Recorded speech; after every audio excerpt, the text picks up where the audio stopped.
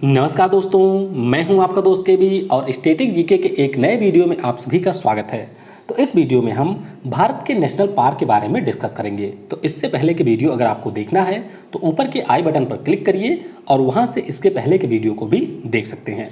तो इस वीडियो में बेसिकली मैं आपको शुरुआत में बता देना चाहता हूँ कि क्या क्या हम लोग डिस्कस करने वाले हैं, जिससे आप इस वीडियो को कंटिन्यू कर सकें। सबसे पहले हम लोग नेशनल पार्क के संदर्भ में कुछ बेसिक चीज़ों के बारे में बात करेंगे। फिर हम मैप के माध्यम से जो भी भारत के 105 राष्ट्रीय पार्क हैं उन सभी की राज्यों के अनुसार लोकेशन देखेंगे और फिर इस टॉपिक से जुड़े हुए जो भी क्वेश्चन हैं उनको भी हम लोग वीडियो के लास्ट में डिस्कस करेंगे। तो ये होगा इस वीडियो का पूरा क्रम। तो वीडियो अगर आपको पसंद आता है तो वीडियो को लाइक और शेयर जरूर किया करें। साथ ही साथ इस वीडियो के बारे में आपकी क्या राय है वह भी आप नीचे कमेंट सेक्शन में बता सकते हैं। तो चलिए शुरुआत करते हैं। ये चीज़ें हम लोग पहले भी डिस्कस कर चुके हैं कि जो हमारे वन्य जीव अभयारण्य होते हैं या फिर नेशनल पार्क होते हैं या फिर बायोस्फीयर रिजर्व होते हैं, इन सभी में जानवरों और पौधों की प्रजातियों का संरक्षण किया जाता है। ये चीज़ें हम लोग पहले डिस्कस कर चुके हैं। राष्ट्रीय उद्यान की बात करें तो इनकी संख्या हमारे देश में है 105। अब मैंने आपको ये भी बताया था कि अगर हम बायोस्फीयर रिजर्व की बात करते हैं तो ये काफ़ी बड़ा एरिया होता है और ऐसी संभावना है कि आपको किसी बायोस्फीयर रिजर्व के भीतर वन्य जीव अभयारण्य यानी कि वाइल्ड लाइफ सेंचुरी भी मिल जाए और राष्ट्रीय पार्क भी मिल जाए। ऐसा भी संभव होता है कि कोई वाइल्ड लाइफ सेंचुरी हो, इसके भीतर आपको राष्ट्रीय पार्क मिल जाए। लेकिन एक चीज़ आपको ध्यान रखना है कि कोई ये जरूरी नहीं है कि जो हमारा वाइल्ड लाइफ सेंचुरी है ये किसी बायोस्फीयर रिजर्व के अंदर हो या फिर जो हमारा राष्ट्रीय पार्क है वह किसी बायोस्फीयर रिजर्व या फिर वन्य जीव अभयारण्य को बिलोंग करता हो। ये भी हो सकता है कि ये हमारा इंडिपेंडेंट हो, यानी कि इसका वाइल्ड लाइफ सेंचुरी और बायोस्फीयर रिजर्व से कोई संबंध ना हो, ये एक सेपरेट हो, इंडिपेंडेंट हो। या फिर कई बार ऐसा होता है कि कुछ हमारे वाइल्ड लाइफ सेंचुरी को अपग्रेड करके सरकार के द्वारा नेशनल पार्क घोषित कर दिया जाता है। तो ये चीज़ें आपको ध्यान रखनी है। मैंने आपको बताया था कि वाइल्ड लाइफ सेंचुरी में कोई बाउंड्री नहीं होती है और बायोस्फीयर रिजर्व में बाउंड्री नहीं होती है, जबकि जो हमारे राष्ट्रीय पार्क होते हैं इसमें बाउंड्री होती है। अब हम लोग बात करेंगे हमारे यहाँ पे जो वाइल्ड लाइफ प्रोटेक्शन एक्ट आया था 1972 का, क्योंकि इसी एक्ट के माध्यम से हमारे यहाँ पर राष्ट्रीय पार्क का दर्जा दिया जाता है।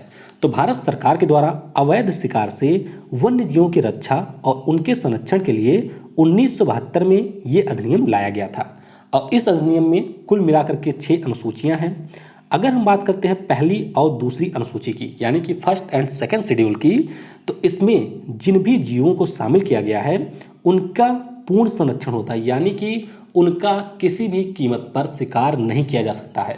उन्हें पूरी तरीके से संरक्षण प्राप्त होता है सरकार का, और अगर कोई व्यक्ति ऐसा करता है तो उसके ऊपर एक बड़ा जुर्माना और उसे काफ़ी समय के लिए जेल भी हो सकती है। तो मुख्य रूप से ये सारे शेड्यूल 1 और शेड्यूल 2 में होते हैं। वहीं पर अगर हम लोग शेड्यूल 3 और शेड्यूल 4 की बात करते हैं तो जो भी जानवर इनके अंतर्गत रखे गए हैं उनका भी संरक्षण किया जाता है, लेकिन इनके ऊपर जुर्माना कम होता है। वहीं पर अगर हम बात करते हैं शेड्यूल 5 की, तो शेड्यूल 5 में जब किसी जानवर को रख दिया जाता है तो फिर उसके शिकार की अनुमति मिल जाती है। जैसे कि मान लीजिए उत्तर प्रदेश राज्य है। अब उत्तर प्रदेश में क्या होता है कि नीलगाय या फिर जंगली सुअर, इनकी संख्या काफ़ी ज़्यादा बढ़ जाती है। तो इसीलिए जो हमारे खेत होते हैं वहाँ पे फसलों को काफ़ी नुकसान पहुँचाते हैं। तो सरकार के द्वारा क्या किया जाता है कि इन्हें शेड्यूल 5 में रख दिया जाता है, जिसे हम लोग कहते हैं वर्मिन। तो एक बार जब ये शेड्यूल 5 में आ जाते हैं तो फिर इनके शिकार पे किसी भी प्रकार का कोई सजा का प्रावधान नहीं है। और एक होता है हमारा शेड्यूल 6, तो ये मुख्य रूप से हमारे पौधों के लिए होता है कि इसमें शामिल पौधों का आप ना तो खेती कर सकते हैं और ना ही उसे प्लांट कर सकते हैं। तो ये है वन्य जीव संरक्षण अधिनियम 1972 का, जिसे हमने 60 में डिस्कस किया। अब थोड़ा सा हम लोग यहाँ पर बात करेंगे इन सीटू कंजर्वेशन और एक्स सीटू कंजर्वेशन, इसके बारे में भी आप लोगों ने सुना होगा। तो आइए इनके बारे में समझने हैं क्या है। देखिए, जो हमारा इन सीटू होता है इसके अंतर्गत जो भी जानवर होते हैं उनका उनके मूल आवासों में एक बड़े क्षेत्रफल के अंतर्गत संरक्षण किया जाता है।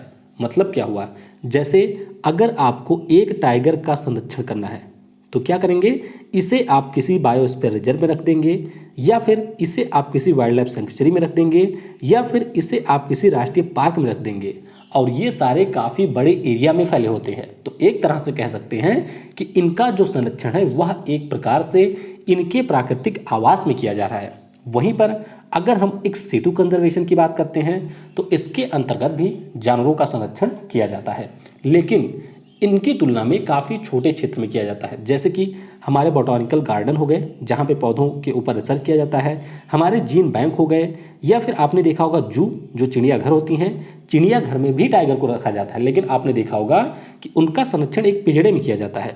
अब टाइगर को घूमने के लिए काफ़ी बड़े एरिया की ज़रूरत होती है। आप लोगों ने ये भी पढ़ा होगा, डिस्कवरी पे देखा भी होगा कि काफ़ी बड़ा एरिया चाहिए होता है एक टाइगर को।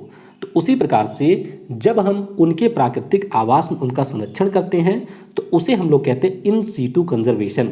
और जब हम उसे किसी ऐसे अलग स्थान पे जो उनका प्राकृतिक आवास नहीं है लेकिन फिर भी हम उन्हें वहाँ पर संरक्षित करते हैं तो उसे हम एक्स सीटू कंजर्वेशन के अंतर्गत जानते हैं। यहाँ पर अगर हम लोग बात करते हैं तो इन सीटू में जानवरों और पौधों की बहुत संख्या होती है, बहुत सारी संख्या होती है।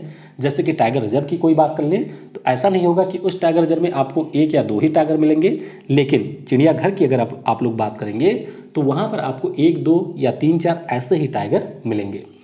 आगे बात करते हैं तो इन सीटू का उदाहरण मैंने आपको बता दिया, वन्यजीव अभ्यारण्य होता है या फिर राष्ट्रीय पार्क हो गया। वहीं पर एक सीटू में आपके चिड़ियाघर हो गए, बॉटनिकल गार्डन हो गए, जीन बैंक हो गए, या जो भी अन्य अनुसंधान केंद्र होते हैं जहां पर इनका संरक्षण किया जाता है। तो ये हमारा हो गया इन सीटू कंजर्वेशन और एक्स सीटू कंजर्वेशन। अब बात करेंगे राष्ट्रीय उद्यान यानी कि नेशनल पार्क की।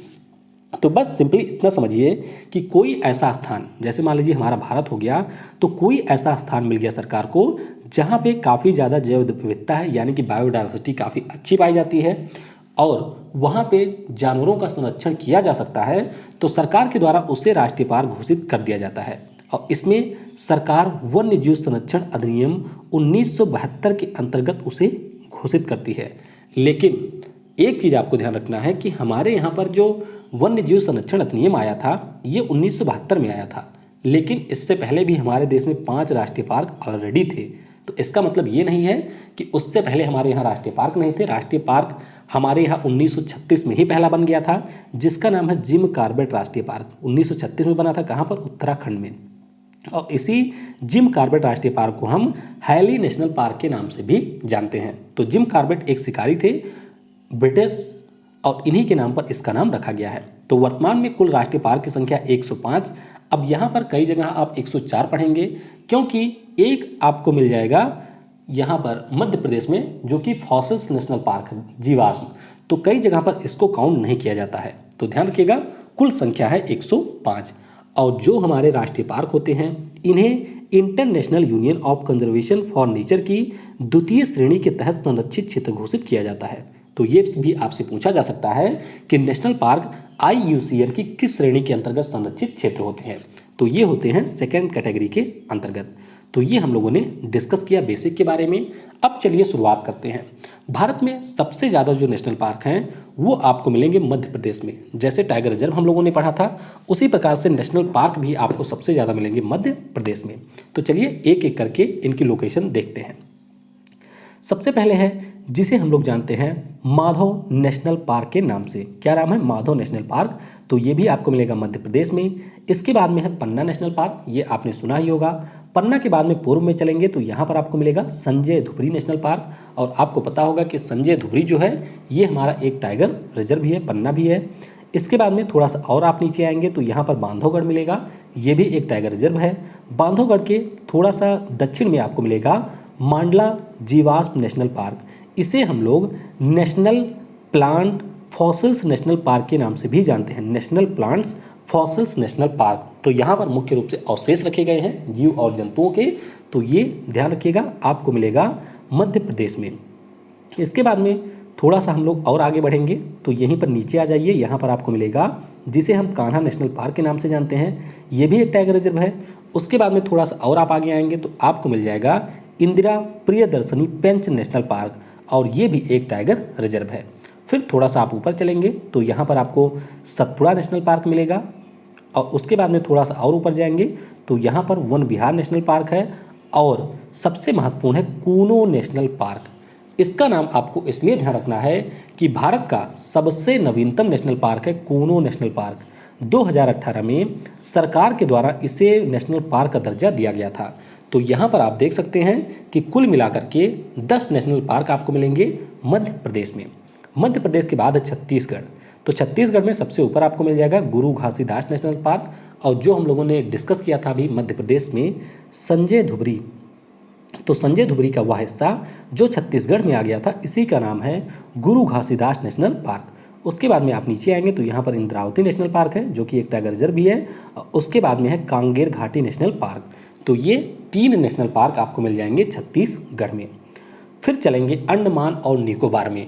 यहाँ पर आपको कुल 9 नेशनल पार्क मिलेंगे। तो आइए इन 9 के बारे में भी थोड़ा सा देख लेते हैं। सबसे पहले आप उत्तर अंडमान द्वीप पे चलेंगे तो यहाँ पे है सैंडल पीक नेशनल पार्क। कौन सा? Sandal peak national park. फिर आप लोग आ जाएंगे दक्षिण अंडमान के पास, तो यहाँ पर छोटे छोटे द्वीपों पर 3 आपको नेशनल पार्क मिलेंगे, जिनमें से एक है उत्तरी बटन नेशनल पार्क, फिर है मध्य बटन नेशनल पार्क और एक है दक्षिणी बटन नेशनल पार्क। तो नॉर्थ बटन, मिडिल बटन या फिर साउथ बटन की बात करें तो ये सारे बटन वाले जो आपके हैं ये आपको मिलेंगे अंडमान और निकोबार में। फिर हम लोग दक्षिण अंडमान द्वीप पर चलेंगे तो यहाँ पर आपको मिलेगा रानी झांसी मरीन नेशनल पार्क, या इसे हम रानी झांसी समुद्री नेशनल पार्क के नाम से भी जानते हैं। इसी द्वीप पर यानी कि दक्षिण अंडमान के ऊपर ही आपको मिलेगा माउंट हैरियट नेशनल पार्क। तो ये पोर्ट ब्लेयर के पास में ही है। उसके बाद में इसी पर आपको एक और मिलेगा जिसका नाम है महात्मा गांधी समुद्री नेशनल पार्क। तो 3 आपके सामने हो गए, एक तो है Rani Jhansi marine national park, Mount Harriet national park या फिर Mahatma Gandhi marine national park. ये सारे आपको दक्षिण अंडमान द्वीप पर मिलेंगे। फिर हम लोग चले आएंगे बड़ा निकोबार पर। तो बड़ा निकोबार की बात करें तो यहाँ पर आपको 2 मिलेंगे, एक तो है कैंपबेल बे नेशनल पार्क और दूसरा है गैलाथिया बे नेशनल पार्क। कौन सा? कैंपबेल बे नेशनल पार्क और गैलाथिया बे नेशनल पार्क। तो ये आपके 9 नेशनल पार्क हो गए अंडमान और निकोबार में। अब आ जाइए हिमाचल प्रदेश में। तो हिमाचल प्रदेश में सबसे ऊपर आपको मिल जाएगा एक नेशनल पार्क जिसका नाम है, ये प्रिंटिंग मिस्टेक है, ये हिमाचल प्रदेश नहीं है, ये है उत्तराखंड। थोड़ा सा मैप ध्यान से देखिएगा, तो ये है उत्तराखंड। तो उत्तराखंड में सबसे ऊपर आपको मिलेगा जिसका नाम है गोविंद पशु विहार नेशनल पार्क। क्या नाम है? गोविंद पशु विहार नेशनल पार्क, और इसका नाम गोविंद बल्लभ पंत के नाम पर रखा गया है। उसके बाद में इससे आप थोड़ा सा पूर्व चलेंगे तो आपको गंगोत्री नेशनल पार्क मिल जाएगा जहाँ से गंगा नदी निकलती हैं। इसके थोड़ा सा आप ईस्ट में आएंगे तो यहाँ पर है फूलों की घाटी नेशनल पार्क, जिसे हम valley of flower national park के नाम से जानते हैं। यहीं से आप थोड़ा सा और आगे बढ़ेंगे तो आपको मिल जाएगा नंदा देवी नेशनल पार्क। अब आ जाइए नीचे तो यहाँ पर आपको मिलेगा राजा जी नेशनल पार्क, जो कि एक टाइगर रिजर्व भी है और ये राजा गोपालाचारी जी के नाम पर रखा गया है। और एक जो हमारे भारत का पहला नेशनल पार्क है यानी कि जिम कॉर्बेट, वो भी आपको मिलेगा कहाँ पर? उत्तराखंड में। तो ये सारे हो गए उत्तराखंड की, यहाँ पर ध्यान मत दीजिएगा, ये है उत्तराखंड। उत्तराखंड के बाद में अब हम लोग चलेंगे असम में। तो असम में मुख्य रूप से आपको 5 मिलेंगे। पहला तो आपका हो गया मानस नेशनल पार्क। मानस नेशनल पार्क के बारे में आपको इसलिए ध्यान रखना है क्योंकि ये बायोस्फीयर रिजर्व भी है, नेशनल पार्क भी है, प्रोजेक्ट टाइगर भी यहाँ चल रहा है और प्रोजेक्ट एलिफेंट भी यहाँ पर चल रहा है। तो ये आपका है असम का पहला मानस नेशनल पार्क। मानस के बाद में अब हम लोग चलेंगे असम में थोड़ा सा ईस्ट की तरफ। तो ये जो नेशनल पार्क है इसका नाम है ओरांग नेशनल पार्क। ये भी एक टाइगर रिजर्व है और इसे हम लोग राजीव गांधी ओरांग नेशनल पार्क के नाम से भी जानते हैं। थोड़ा सा आप और ऊपर की तरफ चलेंगे तो यहाँ पर आपको मिलेगा नामेरी नेशनल पार्क, जो कि एक टाइगर रिजर्व भी है। फिर यहाँ पर आपको मिल जाएगा काजीरंगा नेशनल पार्क, जहाँ पर आपके एक सींग वाले गैंडे पाए जाते हैं। एक सींग वाले गैंडे की अगर हम लोग बात करते हैं तो 90% तो आपको मिलेंगे काजीरंगा में, कुछ इसके आपको मानस में मिल जाएंगे और कुछ आपको मिलेंगे पश्चिम बंगाल में। पश्चिम बंगाल में एक है गोरुमारा, तो वहाँ पर भी आपको एक सींग वाले गैंडे मिलेंगे। तो ये 4 हो गए हमारे असम के। एक और है असम में जिसका नाम है डिब्रू साइखोवा नेशनल पार्क, और आपको याद होगा हम लोगों ने डिब्रू साइखोवा बायोस्फीयर रिजर्व के बारे में भी पढ़ा था। तो इसी में आपका आता है डिब्रू साइखोवा नेशनल पार्क। असम के बाद में अब चलेंगे महाराष्ट्र में। तो महाराष्ट्र में सबसे नीचे आप आ जाइए तो यहाँ पर आपको मिल जाएगा चंदौली नेशनल पार्क। क्या नाम है? Chandauli national park. उसके बाद में थोड़ा सा आप और ऊपर चलेंगे तो यहाँ पर है संजय गांधी नेशनल पार्क। उसके बाद में आप यहाँ पर बॉर्डर के पास चलेंगे मध्य प्रदेश के, तो ये है गूगामल नेशनल पार्क। गूगामल से थोड़ा सा ईस्ट आएंगे तो यहाँ पर आपको मिल जाएगा जवाहरलाल नेहरू पेंच नेशनल पार्क। अब इसके बारे में आपको थोड़ा सा ध्यान देना है। हम लोगों ने पढ़ा था एमपी में इंदिरा प्रियदर्शनी पेंच नेशनल पार्क, तो इसका जो हिस्सा महाराष्ट्र में है उसी को हम लोग जवाहरलाल नेहरू पेंच नेशनल पार्क के नाम से जानते हैं। तो ध्यान रखिएगा, पेंच नेशनल पार्क ये आपको महाराष्ट्र और मध्य प्रदेश दोनों में मिलेगा। तो जो इसका हिस्सा आपको महाराष्ट्र में मिलेगा उसका नाम है जवाहरलाल नेहरू पेंच नेशनल पार्क, और जो आपको मध्य प्रदेश में मिलेगा उसका नाम है इंदिरा प्रियदर्शनी पेंच नेशनल पार्क। अब यहाँ से थोड़ा सा और ईस्ट में आएंगे तो आपको एक और मिलेगा जिसका नाम है नावेगांव नेशनल पार्क, और आपने पढ़ा होगा नावेगांव नागजीरा टाइगर रिजर्व के बारे में, तो वह इसी का हिस्सा है। फिर हम लोग थोड़ा सा वेस्ट में इससे आएंगे तो आपको मिलेगा तडोबा नेशनल पार्क जो कि एक टाइगर रिजर्व भी है। तो ये सारे हमारे हो गए महाराष्ट्र के, गूगामल, संजय गांधी, चंदौली, जवाहरलाल नेहरू, नावेगांव और तडोबा। अब चलते हैं तेलंगाना में। तो तेलंगाना में आपको 3 मिलेंगे और तीनों आपको लगभग मध्य तेलंगाना में ही मिलेंगे। पहला है महावीर हरिना वन स्थली नेशनल पार्क। क्या नाम है? महावीर हरिना वन स्थली नेशनल पार्क। इसके बाद में दूसरा है, इसे हम लोग मृगावनी नेशनल पार्क के नाम से जानते हैं। क्या नाम है? मृगावनी नेशनल पार्क, या कहीं कहीं पर मृगवाणी भी इसे कहा जाता है। तो ध्यान रखिएगा, मृगवाणी या मृगावणी नेशनल पार्क ये मिलेगा तेलंगाना में। और एक तीसरा भी आपको मिलेगा जिसका नाम है कासु ब्रह्मानंद रेड्डी नेशनल पार्क। कासु ब्रह्मानंद जो हैं ये आंध्र प्रदेश के पूर्व सीएम थे, 3 बार ये सीएम रहे थे, तो उन्हीं के नाम पर इस नेशनल पार्क का नाम रखा गया है। अब चलते हैं तमिलनाडु में। तो तमिलनाडु में भी आपको 4-5 मिल जाएंगे। पहला जो आपका है वह गुइंदी नेशनल पार्क है जो कि चेन्नई में मिल जाएगा, राजधानी में ही है। उसके बाद में आप यहाँ पर आ जाएंगे नीलगिरी के साइड में, तो नीलगिरी में आपको मिलेगा मुदुमलाई नेशनल पार्क। उसके बाद में यहीं पर आपको मिल जाएगा मुकुर्ती नेशनल पार्क। और फिर आप थोड़ा सा और नीचे आएंगे तो यहाँ पर है इंदिरा गांधी अनामलाई नेशनल पार्क। कौन सा? Indira Gandhi Anamalai national park. और एक आपको मिलेगा नीचे तट के पास में जो कि है मन्नार की खाड़ी समुद्री नेशनल पार्क, यानी कि gulf of Mannar marine national park. तो ये सारे हैं तमिलनाडु में। मुकुर्ती और मुदुमलाई ये तो आपको पता होगा कि ये दोनों टाइगर रिजर्व भी हैं तमिलनाडु के। तो ये हो गए 5 तमिलनाडु में। अगला हमारा है राजस्थान। तो राजस्थान में एक तो आपको रेगिस्तानी एरिया में मिलेगा जिसका नाम ही है रेगिस्तान नेशनल पार्क, यानी कि डेजर्ट नेशनल पार्क। और यहाँ पे मुख्य रूप से कंजर्व किया जाता है, क्या नाम है वो नाम नहीं मुझे, गोदावन, जिसे हम लोग ग्रेट इंडियन बस्टर्ड कहते हैं, उसे कंजर्व किया जाता है डेजर्ट नेशनल पार्क में। उसके बाद में आप यहाँ पर आ जाइए कोटा के पास में, तो यहाँ मिलेगा मुकुंदरा हिल नेशनल पार्क जो कि एक टाइगर रिजर्व भी है। फिर इसके ऊपर आपको रणथंभौर नेशनल पार्क मिलेगा जो कि एक टाइगर रिजर्व भी है। और इससे आप थोड़ा सा आगे चलेंगे तो केवला देव नेशनल पार्क मिलेगा। और यहाँ से थोड़ा सा ऊपर आपको मिलेगा सरिस्का नेशनल पार्क। तो सरिस्का, मुकुंदरा हिल, रणथंभौर ये तीनों टाइगर रिजर्व भी हैं राजस्थान के। तो कुल मिलाकर के 5 नेशनल पार्क आपको मिलते हैं राजस्थान में। फिर चलते हैं हिमाचल प्रदेश में। तो हिमाचल प्रदेश में भी कई सारे नेशनल पार्क आपको मिलेंगे, जैसे कि सबसे ऊपर आपको मिलेगा, इसका नाम है ग्रेट हिमालयन नेशनल पार्क। क्या नाम है? Great Himalayan national park. उसके बाद में खीर गंगा नेशनल पार्क है। फिर थोड़ा सा इसके ईस्ट में आएंगे तो यहाँ पर आपको मिलेगा पिन घाटी नेशनल पार्क। क्या नाम है? पिन घाटी नेशनल पार्क। और थोड़ा सा आप अब वेस्ट में जाएंगे तो वेस्ट में आपको मिल जाएगा इंदर किला नेशनल पार्क। और नीचे आपको मिलेगा सिम्बर बड़ा नेशनल पार्क। तो ये सारे जो 5 नेशनल पार्क हैं ये आपको मिलेंगे हिमाचल प्रदेश में, ग्रेट हिमालयन, खीर गंगा, पिन घाटी, इंदर किला और सिम्बल बड़ा। तो यहाँ पर आपको इसके बारे में ध्यान रखना है।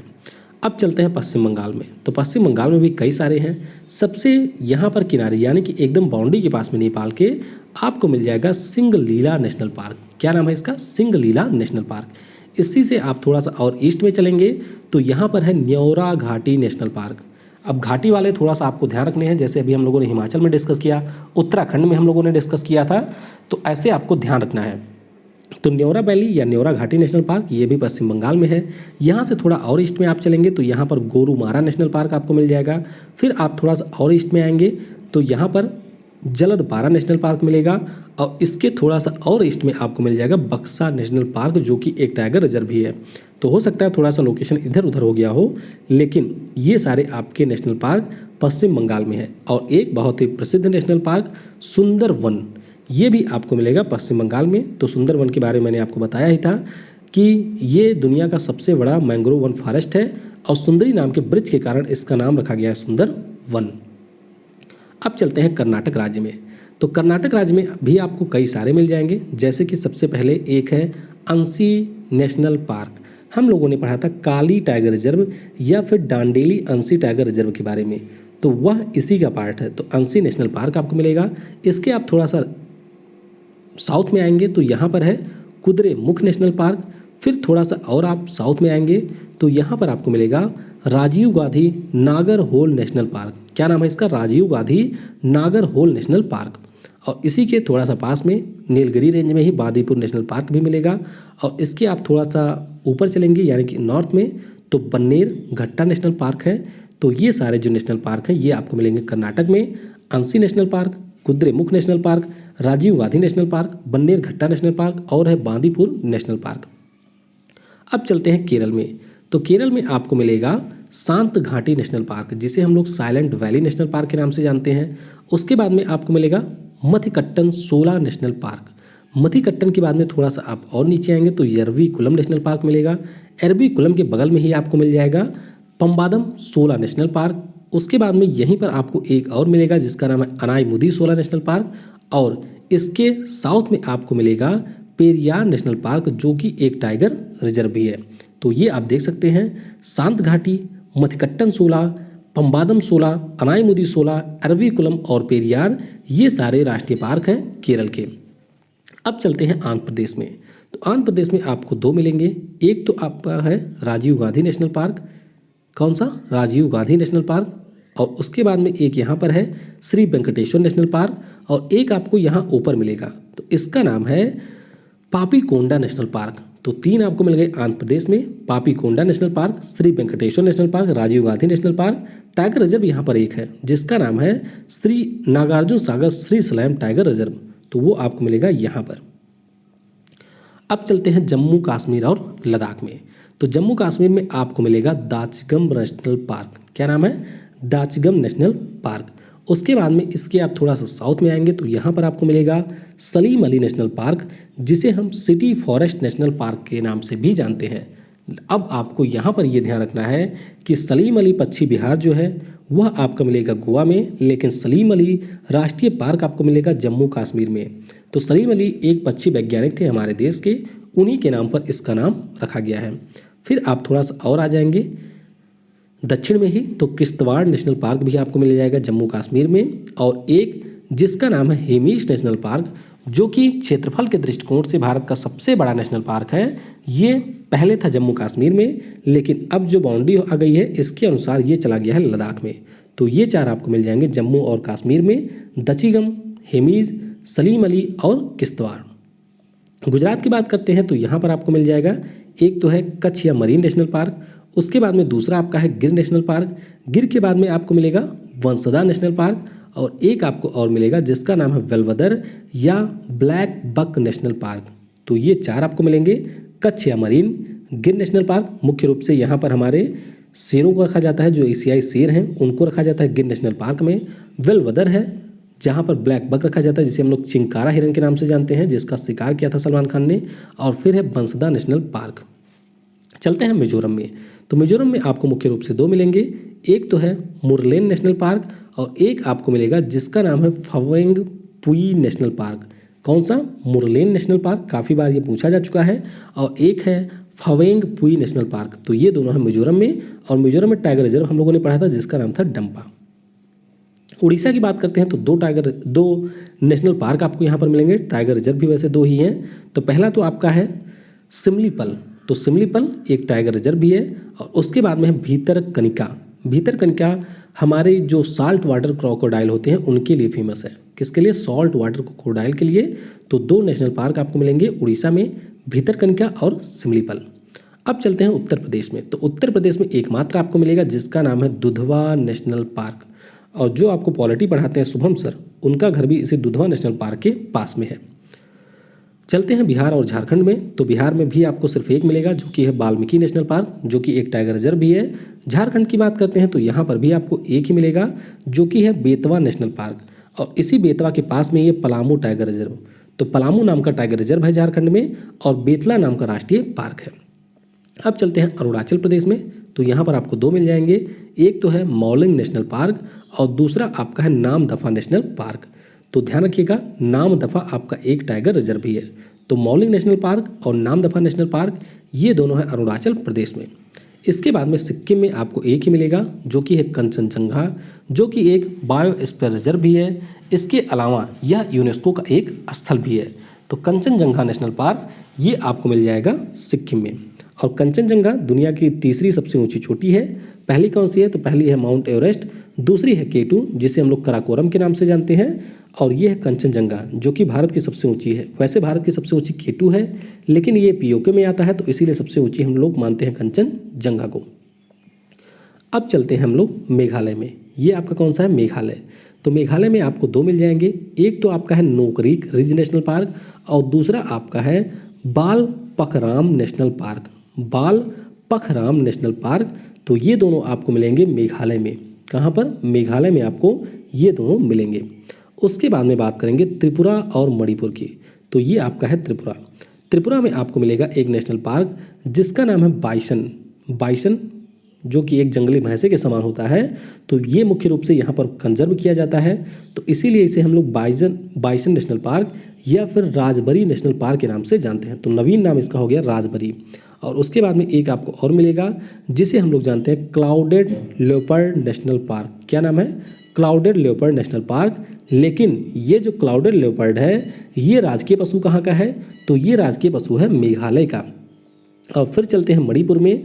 तो यहाँ पर आपको लोकटक झील में मिलेगा कीबुल लामजाओ नेशनल पार्क, जो कि भारत का एकमात्र तैरता हुआ नेशनल पार्क है। तो इसके बारे में भी आपको याद रखना है। अब चलते हैं नागालैंड में। तो नागालैंड में भी आपको एक मिल जाएगा जिसे हम लोग कहते हैं इटंकी नेशनल पार्क। क्या नाम है इसका? इटंकी नेशनल पार्क, जो कि है आपका नागालैंड में। और अब हम लोग चलेंगे हरियाणा में। तो हरियाणा में आपको दो मिल जाएंगे, एक तो है आपका कलेश्वर नेशनल पार्क और दूसरा है आपका सुल्तानपुर नेशनल पार्क। तो हरियाणा में दो हैं, एक है कलेश्वर और दूसरा है सुल्तानपुर। तो इस तरीके से हमने सभी नेशनल पार्क के बारे में डिस्कस किया। आई होप आपको चीज़ें समझ में आई होंगी, और कोशिश करिएगा कि वीडियो को 2 से 3 बार थोड़ा सा स्पीड बढ़ा करके देख लेंगे, तो फिर आपको ये चीज़ें अच्छे से कंठस्थ हो जाएंगी। ध्यान रखिएगा कि कोई भी चीज़ जो हम लोग टेस्ट में पढ़ते हैं या फिर जो चीज़ें हम इमेज में पढ़ते हैं, तो जो चीज़ें हम इमेज में पढ़ते हैं वो चीज़ें हमें ज़्यादा समय तक याद रहती हैं। तो अब चलिए क्वेश्चन करते हैं। भारत का पहला राष्ट्रीय पार्क कौन सा है? तो ये है जिम कॉर्बेट राष्ट्रीय पार्क। 1936 में ये बना था, उत्तराखंड में स्थित है। क्षेत्रफल के दृष्टिकोण से भारत का सबसे बड़ा राष्ट्रीय पार्क कौन सा है? तो ये आपका है हेमीज राष्ट्रीय पार्क, जो कि है लद्दाख में। मुरलेन राष्ट्रीय पार्क किस राज्य में स्थित है? तो मुरलेन के बारे में मैंने आपको बताया, ये है मिजोरम में स्थित। वाल्मीकि राष्ट्रीय पार्क किस राज्य में स्थित है? तो वाल्मीकि एकमात्र राष्ट्रीय पार्क है बिहार राज्य का। बेतला राष्ट्रीय पार्क, तो ये आपको मिलेगा झारखंड में। सुल्तानपुर राष्ट्रीय पार्क, तो ये आपको कहाँ पर मिलेगा? अभी हम लोगों ने लास्ट में डिस्कस किया, ये है आपका हरियाणा में। उसके बाद में नोकरेक रिज राष्ट्रीय पार्क, तो ये आपको मिलेगा मेघालय में। इसके बाद में है तैरता हुआ कीबुल लामजाओ नेशनल पार्क, तो ये कहाँ है? ये है आपका मणिपुर में। उसके बाद में है इटंकी राष्ट्रीय पार्क, तो ये मैंने आपको बताया एकमात्र राष्ट्रीय पार्क है नागालैंड का। क्लाउडेड तेंदुआ राष्ट्रीय पार्क, तो क्लाउडेड तेंदुआ कहाँ पर है? ये आपको मिलेगा त्रिपुरा में। कहाँ पर? त्रिपुरा में ही मिलेगा क्लाउडेड तेंदुआ राष्ट्रीय पार्क। फिर आता है गोविंद पशु विहार राष्ट्रीय पार्क, तो ये आपका है उत्तराखंड में। उसके बाद में है इनमें से कौन सा राष्ट्रीय पार्क उत्तराखंड में स्थित नहीं है? तो राजा जी आपको मिल जाएगा, गंगोत्री भी मिल जाएगी, फूलों की घाटी भी मिल जाएगी, लेकिन ये जो कलेसर है ये आपको मिलेगा हरियाणा में। तो ऑप्शन बी यहाँ पर करेक्ट होगा। गोरुमारा राष्ट्रीय पार्क किस राज्य में स्थित है? तो गोरुमारा आपको मिलेगा पश्चिम बंगाल में। कहाँ पर? पश्चिम बंगाल में। इसके बाद में है इनमें से कौन सा राष्ट्रीय पार्क पश्चिम बंगाल में स्थित नहीं है? तो देखिए कौन सा स्थित नहीं है? जलदपारा है, सुंदरवन है, न्योरा घाटी भी है, लेकिन सिमलीपल जो है वह आपको उड़ीसा में मिलेगा। इसके बाद में है गुइंदी राष्ट्रीय पार्क, तो तो गोविंदी मैंने आपको बताया चेन्नई में था, और चेन्नई कहाँ पर है? तमिलनाडु। गोविंदी के बारे में आपको ये ध्यान रखना है कि यह मुख्य रूप से जो नीलगिरी ताहर होती है, जो कि राजकीय पशु है तमिलनाडु का, उसको कंजर्व करने के लिए बनाया गया था। बाइसन राष्ट्रीय पार्क, तो बाइसन के बारे में मैंने आपको बता दिया, ये आपको मिलेगा त्रिपुरा में। इसके बाद में है महावीर हरिना वन स्थलीय राष्ट्रीय पार्क, तो महावीर हरिना ये आपको मिल जाएगा तेलंगाना में। इसके बाद में है कि इनमें से कौन सा राष्ट्रीय पार्क तेलंगाना में स्थित नहीं है, तो तेलंगाना में कौन सा स्थित नहीं है? तो ये है महावीर हरिना, तेलंगाना में ही है। कासु ब्रह्मानंद रेड्डी भी है, मृगवाणी भी है, लेकिन सिंगलीला आपको मिलेगा पश्चिम बंगाल में। तो ऑप्शन डी यहाँ पर करेक्ट होगा। चलिए आपके लिए यहाँ पर प्रश्न, एक राष्ट्रीय पार्क मैंने स्किप कर दिया है जिसका नाम है मोलम। तो मोलम राष्ट्रीय पार्क आपको कहाँ पर मिलेगा, ये आपको नीचे कमेंट सेक्शन में बताना है। कंचनजंगा राष्ट्रीय पार्क किस राज्य में स्थित है? तो कंचनजंगा ये आपको मिल जाएगा सिक्किम में। मोलम राष्ट्रीय पार्क किस राज्य में स्थित है? तो ये मैंने आपको बता दिया, ये है गोवा में। हालांकि मैप में मैंने आपको नहीं दिखाया, लेकिन ध्यान रखिएगा मोलम राष्ट्रीय पार्क आपको मिलेगा गोवा में। उसके बाद में अगला प्रश्न है कि सलीम अली राष्ट्रीय पार्क किस राज्य में स्थित है? तो ये है जम्मू और कश्मीर में। सलीम अली पश्चिमी बिहार पूछ लिया जाए तो वो आपको मिल जाएगा गोवा में, लेकिन राष्ट्रीय पार्क है जम्मू कश्मीर में। सरिस्का राष्ट्रीय पार्क ये कहाँ पर है? तो ये आपको मिलेगा राजस्थान में। उसके बाद में है बाल फकराम राष्ट्रीय पार्क, तो ये कहाँ पर स्थित है? ये मैंने आपको बताया था कि मेघालय में है बाल फकराम राष्ट्रीय पार्क। गुगामल राष्ट्रीय पार्क, तो गुगामल ये कहाँ पर है? महाराष्ट्र में। इसके बाद में है कि इनमें से कौन सा सुमेलित नहीं है? तो आप देखिए जो हमारा रणथंभौर है ये राजस्थान में बिल्कुल सही, तडोबा महाराष्ट्र में है, पन्ना मध्य प्रदेश में है, लेकिन सलीम अली आपको मिलेगा जम्मू कश्मीर में। तो यहाँ पर डी करेक्ट होगा। इनमें से कौन सा सही सुमेलित नहीं है? तो संजय धुबरी ये आपको झारखंड में नहीं मिलेगा। बाकी वन विहार, शांत घाटी और कुद्रेमुख ये आपके सारे सही हैं। तो संजय धुबरी आपको झारखंड नहीं मिलेगा, मध्य प्रदेश में। इनमें से कौन सा राष्ट्रीय पार्क कर्नाटक में स्थित नहीं है? तो कर्नाटक में आपको अंसी भी मिलेगा, नागरहोल बांदीपुर भी मिलेगा, एरविकुलम आपका है केरल में। इसके बाद में अगला प्रश्न है कि कौन सा राष्ट्रीय पार्क केरल में स्थित नहीं है? तो मथीकट्टम शोला भी आपको मिलेगा, शांत घाटी भी मिलेगा, एरविकुलम भी मिलेगा, बनेरघट्टा ये आपको मिलेगा कर्नाटक में। तो इस प्रश्न का ऑप्शन सी करेक्ट होगा। दाचीगाम राष्ट्रीय पार्क किस राज्य में स्थित है? तो दाचीगाम ये आपको मिलेगा जम्मू और कश्मीर में। अगला प्रश्न है ब्लैक बक यानी कि वेलवदर राष्ट्रीय पार्क किस राज्य में स्थित है? तो ब्लैक बक आपको मिल जाएगा गुजरात में। कहाँ पर? गुजरात में मिलेगा ब्लैक बक राष्ट्रीय पार्क। जीवाश्म राष्ट्रीय पार्क ये आपको कहाँ पर मिलेगा? तो ये है मध्य प्रदेश में। कहाँ पर? मध्य प्रदेश में, जिसे हम लोग national plants fossils national park के नाम से जानते हैं। राजीव गांधी ओरांग राष्ट्रीय पार्क, तो ये है हमारे असम में। और आखिरी प्रश्न है मौलिंग राष्ट्रीय पार्क, तो मौलिंग राष्ट्रीय पार्क आपको कहाँ पर मिलेगा? ये है अरुणाचल प्रदेश में। तो ध्यान रखिएगा मोलम ये है गोवा में और मौलिंग आपका है अरुणाचल प्रदेश में। तो इसकी क्विज भी आपको ऐप पर मिल जाएगी। ऐप अगर आपने डाउनलोड नहीं किया है तो नीचे आपको लिंक मिलेगी, वहाँ से आप ऐप को भी डाउनलोड कर सकते हैं। तो इस वीडियो में फिलहाल के लिए इतना ही। उम्मीद करते हैं कि वीडियो आपको पसंद आया होगा। अगला जो हमारा वीडियो होगा उसमें हम लोग भारत के जो भी पश्चिमी बिहार हैं उनके बारे में डिस्कस करेंगे। Thanks for watching. जय हिंद, जय भारत, और सबसे ज़रूरी, पढ़ेगा भारत तो बढ़ेगा भारत।